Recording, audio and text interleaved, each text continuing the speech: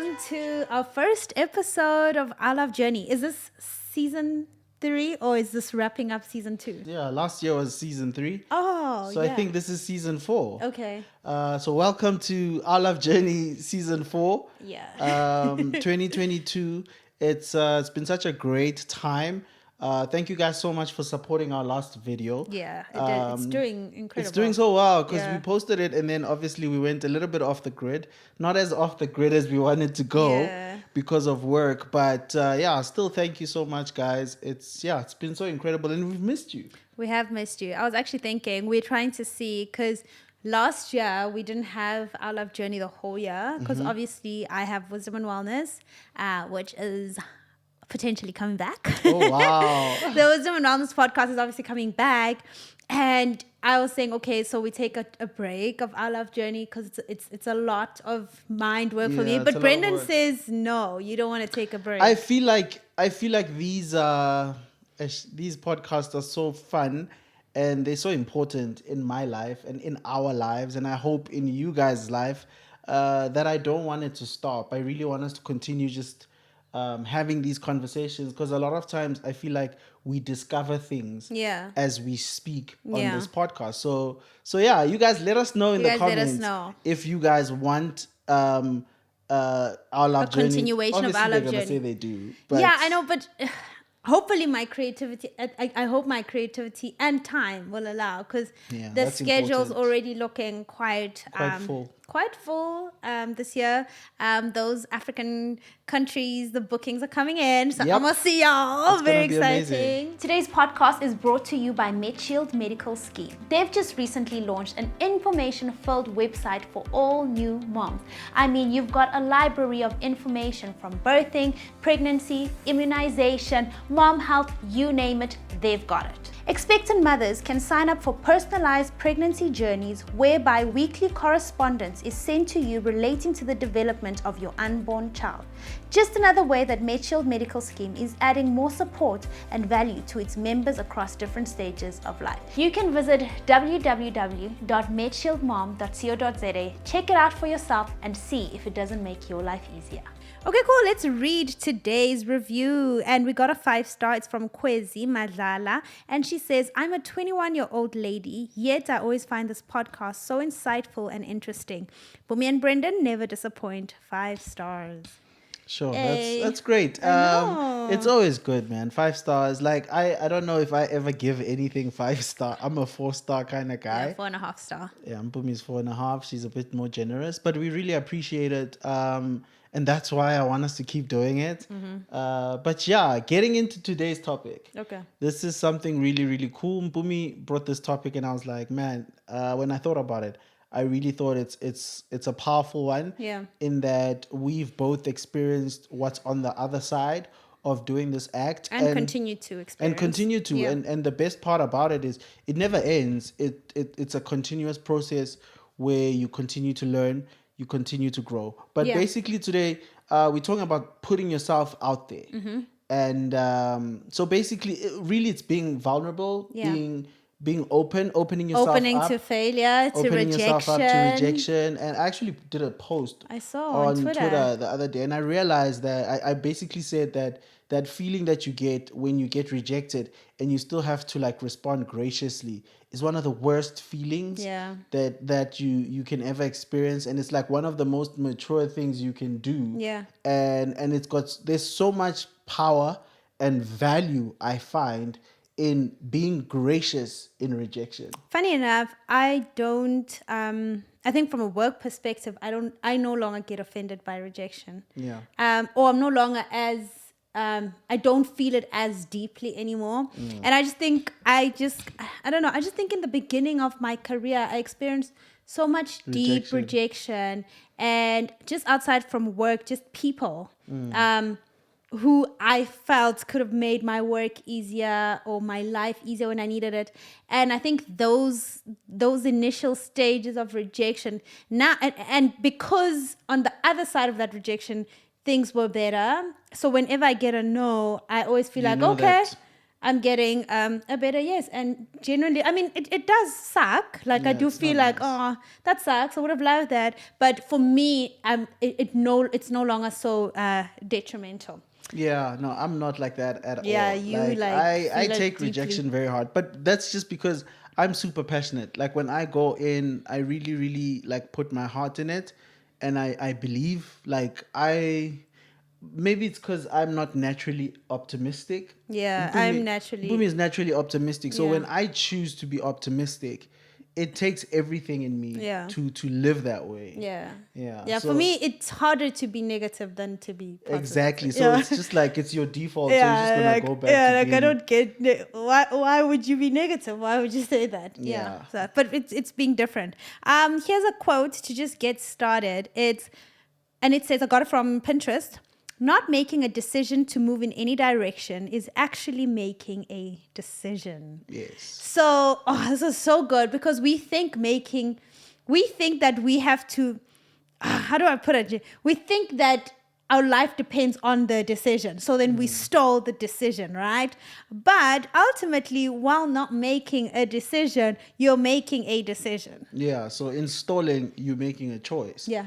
And it's so true because I mean a lot of people say well, I've heard a lot of people say that the things they regret the most Yeah, is other always the things things that that they they didn't didn't do. do. And I agree. Yeah, Agreed. because I mean, if you do something, whether or not it works out or it doesn't, at least you did it. Yeah. And at least you know. Yeah. Like you have that. But when you don't do something, Then you you don't never know. It's like snorkeling. So we were in Zanzibar, Tanzania, and when we spoke to the guy who was doing our transporting and who was arranging our trips, he said to us, okay, are you a good swimmer? So we were like, I wouldn't call us good swimmers. I mean, we learned how to swim last year.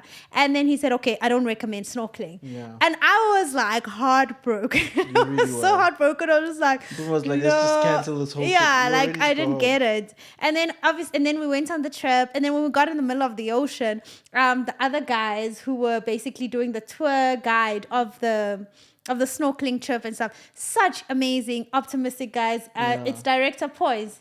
Yeah, director Posa. Director Posa, shout out to Director Posa. And he was like, no, get in there, you can do this. And I'm like, are you sure? And I was so nervous. And I was like, what if I drown? What if I can't come up? What if I can't breathe and stuff? But I was like, you know what? If the worst that could happen is that I die. And if I die, I die. Yeah, but also, I mean, you're not really going to die. I'm going to die. You're But probably going to drown for like 5 yeah, seconds. I'm going to drown. But I was willing to die. Okay. Yeah. Ultimately, I was willing to die. And then I jumped right in. Jumped the wrong way, but I jumped right in. Jumped in either way. I jumped in either way. And it was the most beautiful was amazing. experience. It was so Such a beautiful experience. And I was thinking, imagine if I didn't make that decision to just say, you know what, if I die, I die. We miss out on so much.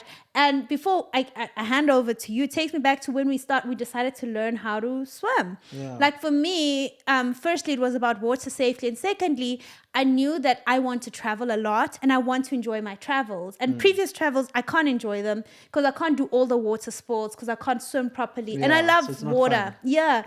And making the decision to learn how to swim eventually led us to being able to snorkel, and soon we're gonna swim See with that sharks. whole new world, man. It's a new world, Yeah. guys. It's a whole different world Yeah. that we'd never seen, and it's Yeah. so beautiful. But like, I actually thought of something as you were talking there. Like, how important is the company you keep? So important. So important. It's so important because the difference between us actually getting to experience that or not Sure. is the people around us. Wow. You know, Yeah. You know, the other guy thought, okay, with like 1 year of swimming, You can't do you it. can't do it. The other guys were like, well, you know, Yes, you can do it. You can Like, you got totally do this. it. Yeah. It's like, and it's the whole glass half empty, half full thing. Yeah. And you really need to make sure that you are so picky with the people that you allow to influence like decisions. Absolutely. And career decisions and life-changing decisions. Absolutely. Because you'll be stuck with people who tell you can't You snorkel can't do it. when it's really them who can't snorkel. Yeah. And it's like you can't let that be the thing. You can't let that be what holds you back. Sure, that was so good. So another important point to take in from this is that in our decision making, we are we're constantly influenced, actually. Always. If it's not books, it's what we're watching, it's what we're listening to on radio, it's the people around us. So, and it was part of my Speak Live September, where you had to audit your intake. What are you taking in? Because ultimately it influences your outcome. Yeah, So good. I wanted to get into some practical things. Maybe I can let you go first. Do you want to go first? Okay. Okay, so maybe you can give us a few, 1, 2, 3 practical or life-altering decisions that you had to make. And in that moment, maybe seemed small, like, okay, I'm taking a chance on this. And then it led you to somewhere else in your life, like a decision that led you somewhere important. I think the first one is quite obvious. It's like just after matric, deciding to audition for Idols. I Yeah. think that was one of those moments at the time. Can I backtrack? It wa- Firstly, your parents wanted you to study. Oh, yeah, So you so- took the studying, can I call it bait? so basically what I did, I basically tricked my parents into being closer to, because the whole plan, because the year before Kaya was on, right? Yeah. And when Kaya was on, I think I realized that this thing is doable. Yeah. Mos. Black So- boys can do this? Yeah, I was like, we're in now. Yeah.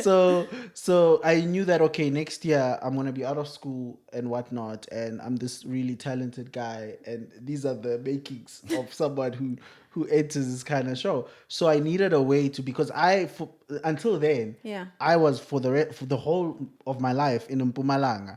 And I'd come to maybe Joburg, maybe to see family, like Yeah. maybe once every 2-3 years. Yeah. But it was never like, I was never in anything. So I just knew that, okay, the only place to audition at the time was either, I think, Pretoria or Sandton, or I think at the time it was just Sandton, actually. Pretoria didn't have auditions and whatnot. So I was like, okay, I need to be close to there, Yeah. because the auditions happen very early in the year. Yeah. They happen, I think, in around Feb. So my whole thing of going to school was centered around the fact that I wanted to be in Gauteng so that I could go and audition for Idols. And so that's what I did. And I remember I went the night before. Yeah. And but long story short, that was a decision that I made. One, to go against my parents in what kind of faculty I would like to tackle. And two, in choosing that, I was going to do this thing, which, music as thing. crazy as it sounds, I mean, it's what, a 1 out of 20,000 chance with that year. Yeah. That I would, okay, I guess 2 out of 20,000 chances since I was runner up. But Yeah. basically, that was the odds, right? Yeah. 20,000 to 2 It's quite crazy. is terrible odds. Yeah. Like, Like- if they said, hey, you have 20,000 to 2 odd for just you like, to leave live, it. if you eat this fruit, you wouldn't eat the fruit. No. So, but I did it, and I put myself out there, and it was life changing. Yeah. It opened doors. It basically allowed. I mean, yes, there was other things that happened, but it was, It was for the most part, kick-started. it was a Kickstarter. Another backtrack is that the year before you learned songs. Yeah, so, but that's not really, I wouldn't say, it wasn't really the year before. So, Oh, okay. So I took a decision. It's mostly, I think, around grade 9. So in grade 9, I decided that I felt like education was wasting my time. Which, disclaimer, we don't think so. Yeah, no. So here's what I thought. I felt like I didn't need, because I was like a top 10 guy. I'm a top 10 student. That's learner. Even in life, I'm just a top 10 guy. Like, I'm always top 10. So at the time, but I realized that there was no benefits for me in being top 10. And I was spending so much time making sure that my grades remained in that, so that I could, have the academics badge Yeah. every year. But I realized, no, man, I actually love music. Like, why don't I focus on music? So I started basically spending maybe 3-4 hours every day doing music, writing songs, doing covers. And fun fact, almost 95% of the songs that I sang on Idols, which were randomly picked, I already knew. Damn. So I had an upper hand with people. People were learning songs. That's why I never forgot lyrics. People were learning songs. I was just doing songs that I know that I've done. Yeah. So from grade 9, really up until matric, my whole thing was spending at least 3 or 4 hours doing music in something that I love and whatnot. Making sure I still pass. Obviously, I mean, I need to get out of high school. Yeah. But I recognize the priorities. So basically making a decision that will lead you to bigger decisions. And Yeah, guys, bring you sometimes closer it's to an your goal. unpopular decision. And sometimes you don't even know, like I think when you were probably rehearsing every day for 3 hours, I don't think you were rehearsing for Idols in grade 9. You were I just making had a no idea. decision. Yet. We're not in yet. So I'll share mine and then you can go. Number one for me is I think when I realized the power of intention and just the power of God. For me, I everybody knows that I wanted to be a musician, right? But in gospel. Who's this everybody? No, we talk about it quite often on the YouTube channel. Okay. I've spoken Well, about it guys, quite a you lot. don't want it to be I really wanted to be a musician, a singer rather. the next Hlengiwe Mhlaba. Yeah. I wanted to be, no, actually, babe, I honestly just wanted to be a backup singer in gospel music. I just wanted to sing gospel music. That's it, right? You wanted to worship. And my whole life, I think from the age of 13, I've been serving in church in the choir. So first started by serving, my pastor called me and said, hey, I think you should come sing in the choir. You're good. So from the age of 13, and I would attend every single rehearsal, whether exams, holidays. I would actually not go away to visit family because I knew I had to serve at church. I was committed to that, right? Crazy. Yeah, and this is from a young age because I loved music so much. So that was the first decision. And then I moved to Johannesburg to study at the University of Johannesburg, to study at UJ. And even then, I was confronted with the choice. Now it's no longer your parents encouraging you to go to church, but it was my own desire, my own decision that, okay, I really love the Scott thing. I really love the singing thing. Next thing is to find a church. And I found a church and I started serving there. I think we had to be at church on Wednesday, Thursday, Saturday and Sunday for the rehearsals, That's the church. your whole week. So basically a whole week, and I didn't have a car and I was taking taxis. So I lived at Libone and you'd have to literally walk down the hill and then take a taxi. And on Sunday mornings, it was so hard to get a taxi. I'd literally just stand there and I'm trying to make it to church and all my friends are sleeping and I'm just like, why am I doing this? I literally found myself asking, why am I doing this? Because I didn't have transport. I didn't have to. But in that's where Dr. Tumi discovered me. Because I was singing, faithfully singing, enjoying myself at church. And he discovered me and things led to things. And eventually I was singing in his DVD at DVD. It's batala, yeah? Is it no, what was it? His live recording. I was singing in his live recording, which happened at the Dome, which was such a big movement, a big moment. I think not only for him, but for gospel music as a whole, that it can actually happen at the Dome. And to be part of that. And ultimately, my story has not led up to being in music, but I think that moment opened up my eyes to, okay, what do I actually really want? Yeah. You know? But it started with the decision of serving in church. And in serving in church faithfully, you get discovered. Yeah. That's so good. Do you have another one? Of my own. Yeah. Yeah. Doesn't have to be massive. I don't look at it as massive. Okay. I feel like it's very easy in hindsight to look at stuff as deep, but really when you're doing it's just normal. It's everyday things. Yeah. I would say for me, even putting out singles, putting out singles is always putting yourself out there. Yeah. Daunting. It's daunting. It's like even these podcasts, guys. Yeah. To be real with you, it's a lot. Yeah. Because you don't know what's on the other side. You don't know if we're getting cancelled this week. We keep saying that. We don't know if people will receive you the way that you're trying to put yourself out there. And so it's always, for me, it's always a blessing to do it. And that's why I guess I've gotten into the habit of doing it as opposed to, the discipline of doing it. Yeah. It's really mostly a habit now. And in music, especially releasing, this year I'm releasing quite a lot of music. Yeah. And I'm working with a lot of artists and I'm doing stuff I wouldn't normally do. Yeah. Like getting on my piano. People have been asking for the pianos. So you gotta give the people the pianos.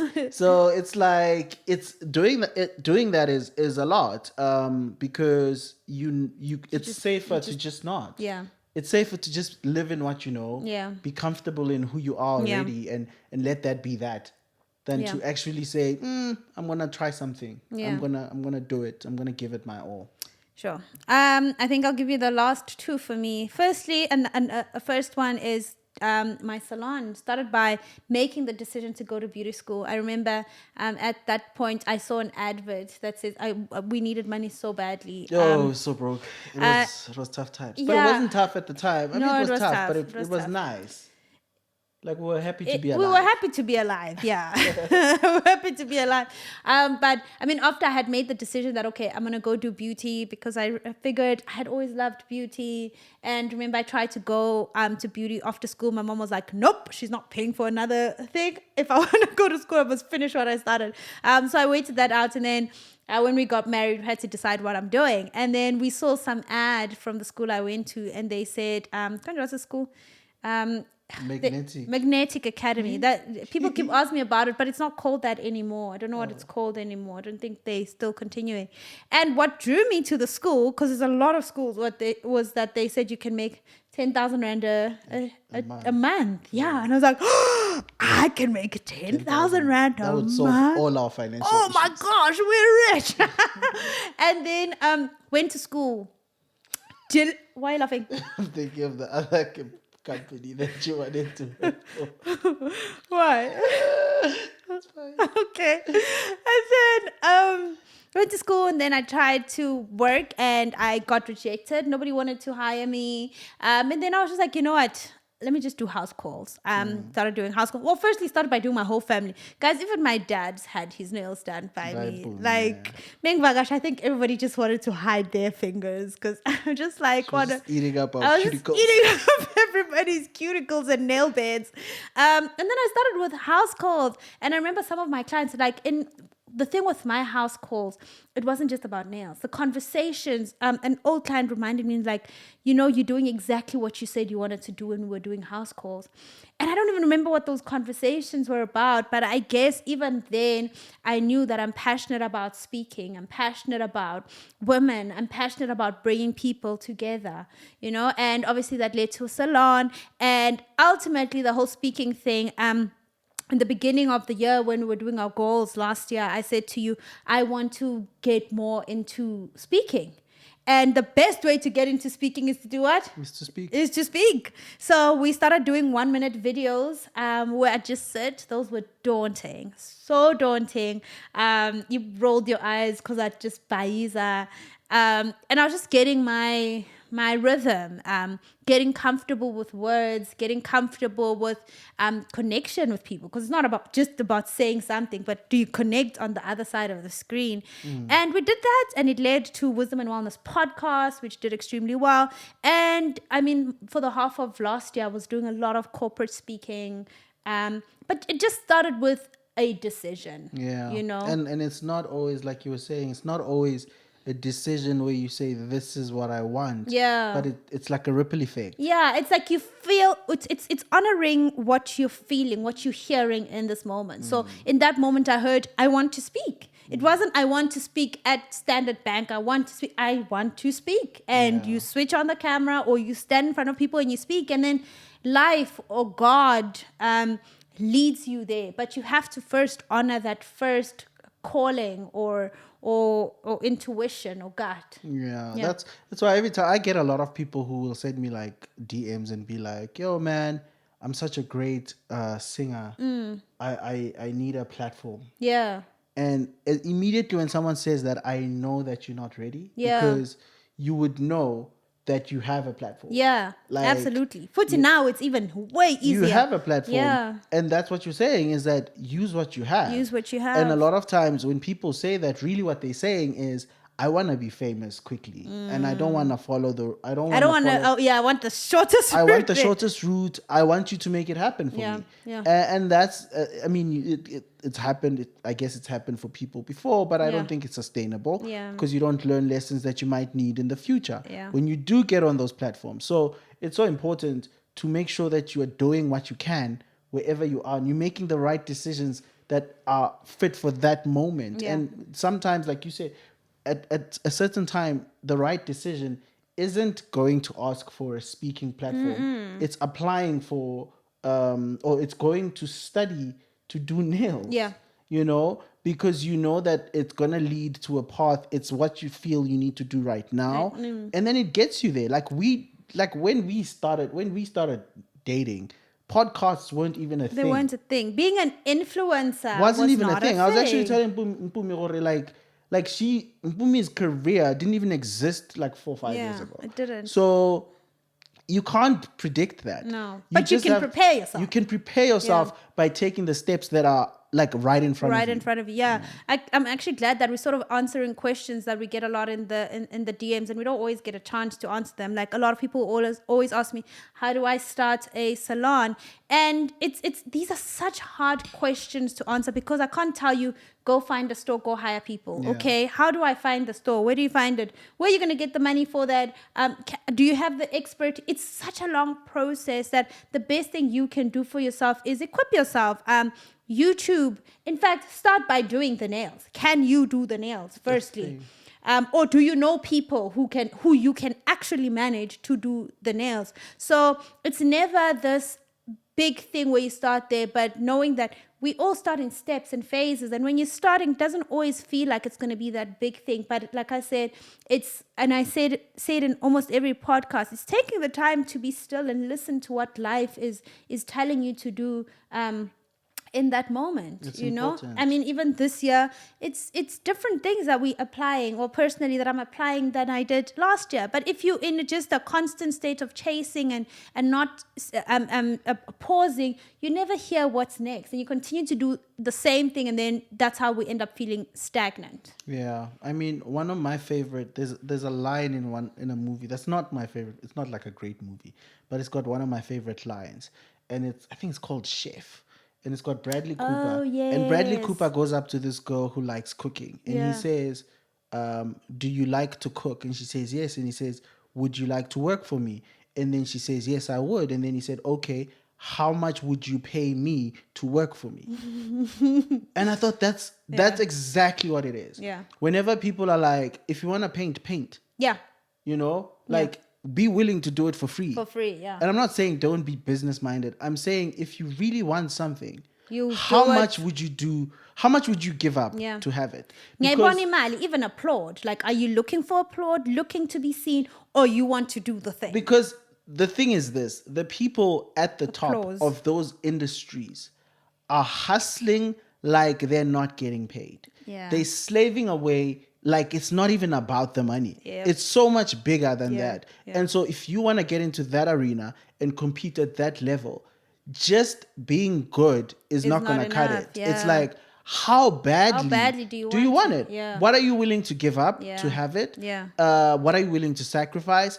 And so for me, that's what I always say. Like, okay, if you love to sing, then you should be willing to sing for free. Yeah. You know? And then every chance you get, I mean, I think even you can relate. Like, if there's family things, I was the one who opens in prayer. I'm the one who directs the program. And these are things that it's almost as if naturally those around you see it in you. It's not like they're planning you. I don't think my parents were preparing me for the future. It's just something they just see. Yeah. And even with you, I'm sure, every conference you were singing. I was doing items. Every conference. If there was a conference, I was gigging there. Now they just know, you know. And even when my career started. Yeah, and you were just willing to do more. And I think ultimately in a world that tells you to know your worth, don't do this. Yes, know your worth, but there's a time to just put your head down and do what you need to do.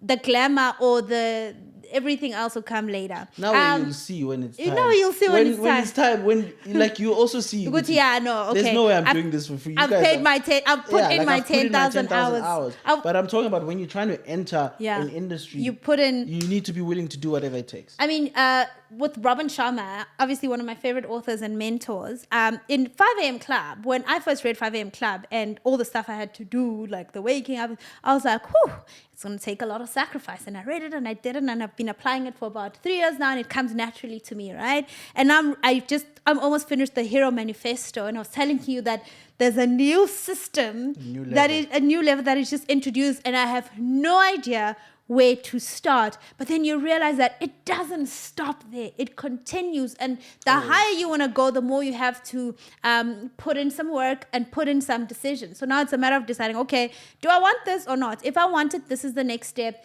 If I don't, then we stay here. Yeah. But anyway, guys, here's some practical steps of making decisions. Number one, have an idea of the goal and actually write it down. The thing is, during the day, we think a lot of things. And I'm a thinker. Every 10 minutes, I have a new idea.